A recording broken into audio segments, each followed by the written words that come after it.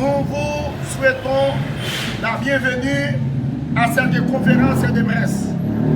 La marche vers la révolution. La marche vers la Révolution. La marche vers la Révolution. Pour l'autre petit parole encore, de nous porter by gang, gang à veste, gang à costume, oligarque corrompu, gang tout partout dans l'institution, administration de l'État. Eh bien, si message ça, l'opération débloquer Haïti. Nous prenons l'opération débloquer Haïti.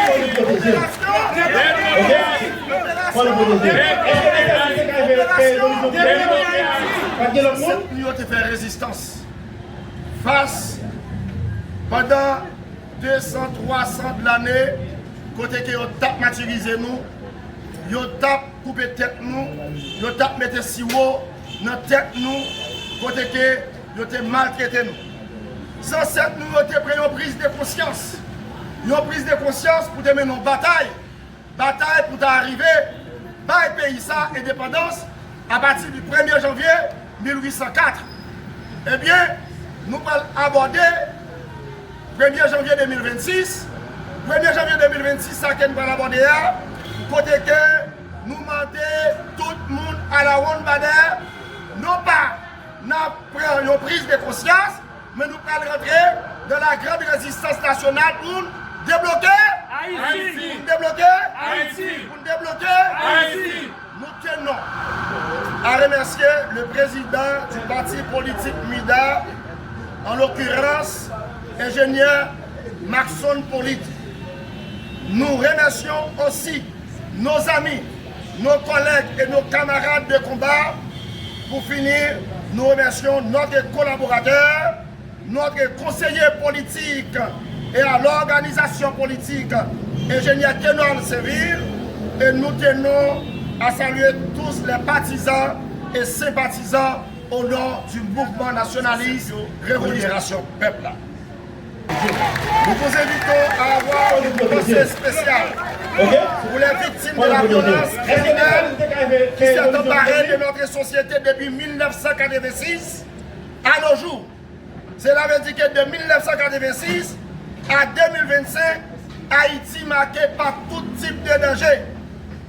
L'insécurité sous différentes facettes, la violence urbaine née de la multiplication des gangs armés, le trafic illicite de drogue et des armes, la traite des personnes, en l'occurrence des mineurs, le trafic d'organes, les crimes cybernétiques, les actes de sabotage, les accidents de circulation, la contrebande des marchandises, la vente des médicaments contrefaits, les catastrophes naturelles, crimes de sang, violences politiques ou criminelles, viol, vol, la corruption généralisée, la violence flagrante de la Constitution du 29 mars 1987, la formation et l'installation du Conseil présidentiel de transition en dehors de toute norme constitutionnelle, en dehors de tout principe constitutionnel, braquage, malversation, mauvaise gouvernance, pour ne pas citer tout l'autre bagage ça encore. Nous faisons face à une crise financière, l'insécurité, la pauvreté, la corruption ont une seule et même cause. Un pays ne peut concevoir des politiques budgétaires et monétaires, ainsi la gestion des affaires publiques y est déficient s'il nous là pour attaquer le système là. Parce que le système ça, l'on considère un système judiciaire là, son système qui charge faille. Eh bien, son système qui pas garanti droit de la personne, les droits de la propriété et le respect des contrats qui offrent un cadre à la législateur, des failles et un système fiscal prévisible.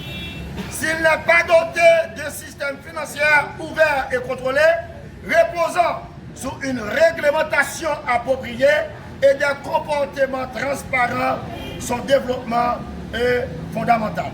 À quoi bon les textes de loi s'il n'est juges sont corrompus. À quoi bon les textes de loi si les pauvres et les vulnérables ne peuvent attendre de la police que la brutalité? À quoi bon la protection de la Constitution si les femmes sont victimes de la discrimination raciale sur le marché du travail et de la violence dans leur foyer? À quoi bon l'investissement étranger si un pays n'a pas pu de normes comptables et équitables? À quoi bon de privatisation s'il n'existe pas de filet de protection sociale face au chômage, ni les règles pour protéger la publique de la monopole privé, dans les lacunes de développement institutionnel et de la gouvernance et l'absence de personnel adéquat et correctement rémunéré exerce un effet de destructeur sur l'élaboration des politiques, la prestation des services et la respect. Et nous imposons à chaque citoyen haïtien, haïtien du nord au sud, de l'est à l'ouest, haïtien de la diaspora, un accord historique. Un accord historique. Nous imposons. Et nous exigeons. Nous imposons. Et nous exigeons un accord historique à tous les haïtiens, généralement haïtiens au niveau de la diaspora, haïtiens de la Tibonite, haïtiens de Tigouave, haïtiens de Jérémie, haïtiens de Bateau-Presse, haïtiens dans tout ghetto et dans tout quartier populaire, nous exigeons un accord historique. L'accord historique des taux, c'est la prise de la conscience. C'est le changement de la mentalité. C'est le changement de la mentalité. Un accord historique pour dire non contre la corruption. Un accord historique pour dire non contre la terreur. Un accord historique pour dire non contre la violence, la division, la pauvreté et la circulation.